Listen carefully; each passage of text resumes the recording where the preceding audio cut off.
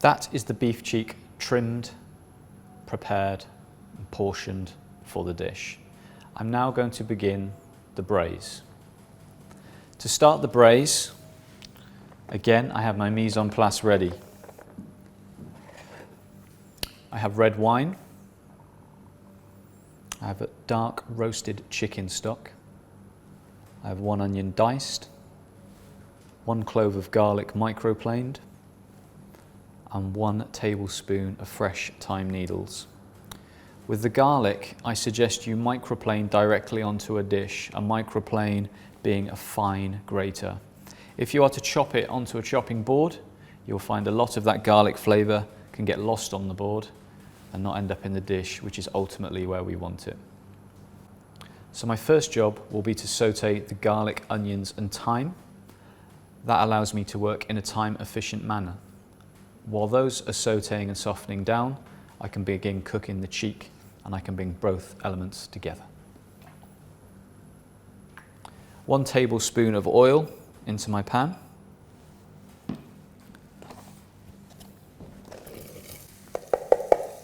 As you can hear that pan, there is a sizzle, there is an acoustic, there is noise, but it's not fierce, it's not ferocious. I want to sweat, which means we don't want to get excessive colour. We just want to soften down the onion. I add my fresh thyme needles. I add my garlic.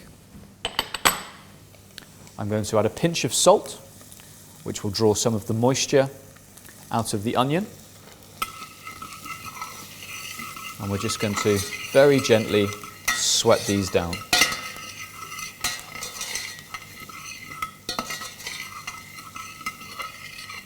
I can now begin the cooking of the ox cheek. I have a pan preheated on a medium to high heat. I'm going to add 2 tablespoons of oil. The meat, for its own protection and the thickening of the sauce, will be run through a seasoned flour. It will be very lightly coated. I add my 2 tablespoons of oil to my pan.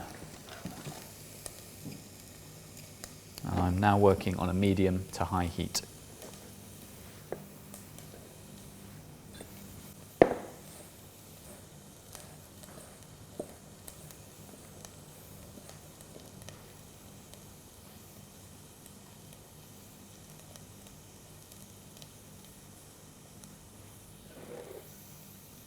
And those are the lightly dusted, lightly floured pieces of ox cheek ready to go into the pan. Remember, when working with flour, it forms part of the allergen groups. To make sure that you avoid any cross-contamination, make sure your board is thoroughly sanitized and clean in between processes, that your hands are washed effectively as well. So my pan is preheated. I can see a haze starting to form above the oil, which means my pan is hot. When putting anything into hot oil, place down and away from you.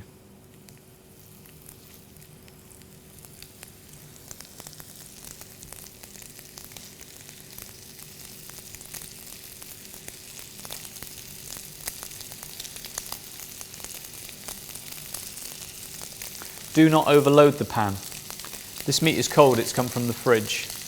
If I'm to overload the pan and put too much product within, the temperature of the pan will dramatically reduce. I will then stop sealing the meat. It will almost create a sweat and the juices of the meat will start to run out. I want to create that seal and that crust using the flour and the fat to seal in all those flavours. So it's very important when you're doing processes like this to batch cook, to do it in stages.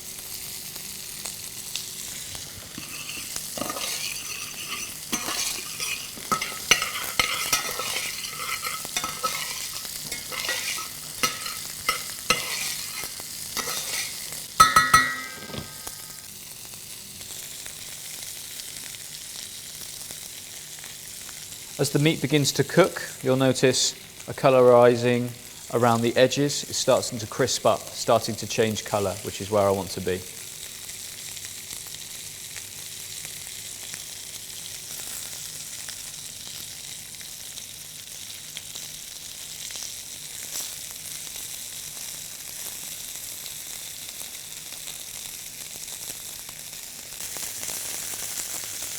So the meat has now started to colour and brown. I've got a good noise in the pan. I'm in control of the heat.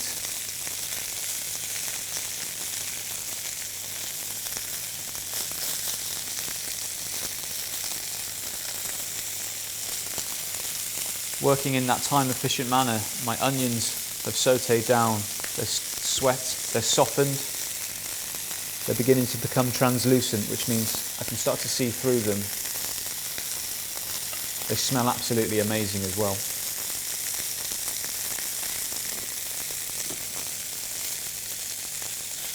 Sear your meat on all sides to ensure that we lock in all of that flavour. This meat, once sealed, can be transferred to the onion.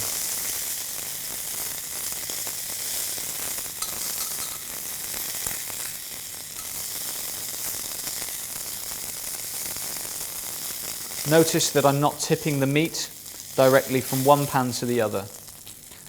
I don't want any excessive oils or fats entering this pan if I can help it. I'm in control. I'm now going to increase the heat with the onions and the beef, and I go back to this pan. You can see there is already haze still, which is good. That means I've maintained that temperature. When I'm putting the meat into the pan, I work it almost like a clock face, going clockwise. That way I can remember what piece of meat went into the pan first, what piece of meat went into the pan last, and in what order I should turn it over. Don't shake the pan, trust yourself. When you've got it up to temperature, just let that meat sit and let that meat seal. If we start to move and shake the pan excessively, it will start to smear, it will start to stick, you won't create that seal. The meat is now sealed on all edges. I'm going to add it back with the other pieces of cheek, the onions, the garlic and the thyme.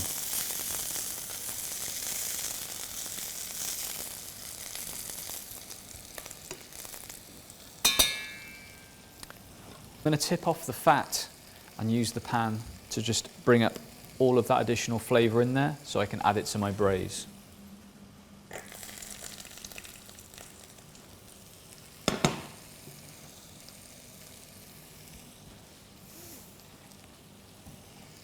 The red wine that I spoke of earlier is going to allow me to bring up all those residual cooking flavours from the bottom of the pan from sealing the cheek.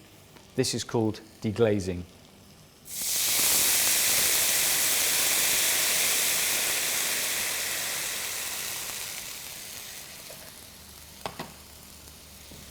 Using a Maurice, I'm going to just slowly agitate the bottom of the pan to bring up those cooking residues.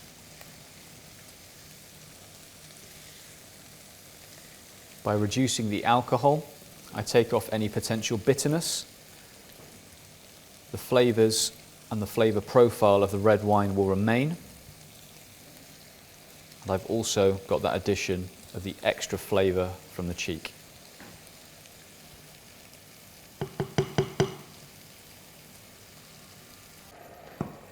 I'm now just going to give that a quick stir.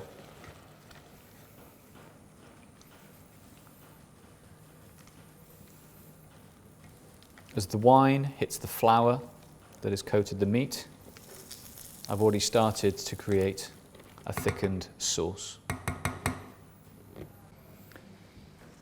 The roasted stock is now going to be added to the pan, and I want it to just cover the top of the ox cheek.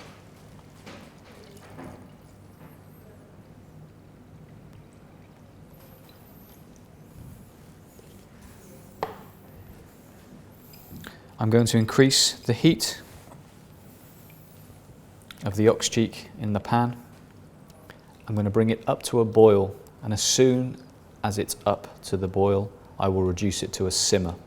This is to be cooked what we call low and slow. We are braising. The braising technique is the sealing, beginning it on the hob, the addition of liquid, to be covered, to go into the oven to cook. That is a braising method. The difference between that and stewing is we are putting it in the oven. A stew would solely say on the top of the hob. You can see here I've got just enough liquid to cover my meat. You can see those beautiful fresh thyme needles and the onion in there as well. I have very little fat on the top as well, which means I've controlled the fat at all elements of this dish. I now have 2 sheets of foil, which I'm going to use to lid the pan. That will create a tight seal and just allow all the heat to be retained within the pan and allow an even cook. As soon as I've started to see this pan coming up to the boil and those larger bubbles, I'm going to take it off the heat. That way, this is now at the same temperature as the oven and we can continue the cooking process.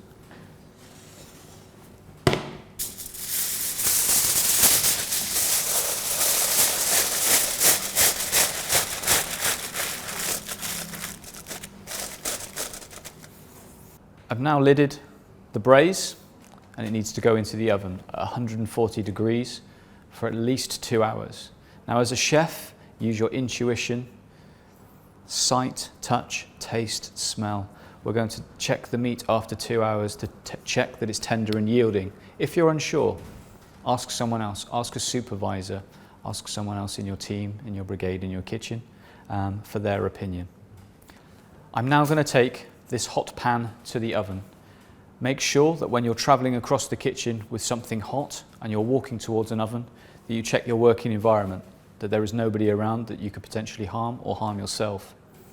Make sure that you give an audible warning and that you have confirmation that that warning and that advice has been adhered to and listened to. I'm using a cloth because the handle is hot.